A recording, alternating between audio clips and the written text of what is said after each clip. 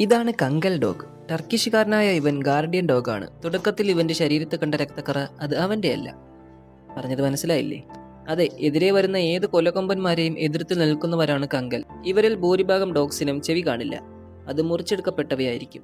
ഇത് ക്രൂരതയല്ല, മറിച്ച് അവർക്ക് നല്ലതിനു വേണ്ടി തന്നെയാണ്. ഒരു നായയുടെ ചെവികളിൽ ധാരാളം രക്തക്കുഴലുകളുണ്ട്. ചില പോരാട്ടങ്ങളിൽ ചെവിക്ക് കടിയേറ്റാൽ അമിത രക്തസ്രാവത്തിന് കാരണമാകും. അങ്ങനെ ഉണ്ടാകാതിരിക്കാനാണ് ചെവി മുറിച്ചെടുക്കുന്നത്. ഇതുമൂലം പോരാട്ട സമയങ്ങളിൽ ഈ അപകട സാധ്യത കുറയ്ക്കുകയും ഇവരുടെ ഇന്ദ്രിയങ്ങളുടെ മൂർച്ച കൂട്ടുകയും ചെയ്യും. ഈ കങ്കലിന്റെ മുഖത്ത് കാണുന്ന രക്തം ഒരു പരിക്കിൽ നിന്നുള്ളതല്ല, അത് അവർ ധരിച്ചിരിക്കുന്ന കോളറിൽ നിന്നാണ്. ഇതിനെ വൂൾഫ് പ്രൂഫ് കോളർ എന്നാണ് പറയുക. ചെന്നായ്ക്കൾ ലക്ഷ്യമിടുന്ന പ്രധാന സ്ഥലമാണ് കഴുത്ത്. കാരണം അതാണ് ഏറ്റവും ദുർബലമായ ഭാഗം. അതുകൊണ്ടാണ് ഈ കോളർ അവരെ ധരിപ്പിക്കുന്നത്. എല്ലാ കങ്കലിനെയും വേട്ടയാടാൻ പരിശീലിപ്പിക്കാറില്ല. കാരണം കുഞ്ഞുനാളിൽ ചെന്നായ്ക്കളുടെ ഓരിയിടലിൽ പതറാതെ തിരിച്ച് പ്രതികരിക്കുന്നവയെ മാത്രമേ പരിശീലിപ്പിക്കാറുള്ളൂ. ഒരു കങ്കൽ നായ്ക്കുട്ടി ചെന്നായുടെ ശബ്ദം കേട്ട് തിരിച്ച് പ്രതികരിച്ചാൽ അവയെ വിളിക്കാം. The guardian dog Kangal. Subscribe ചെയ്യണേ.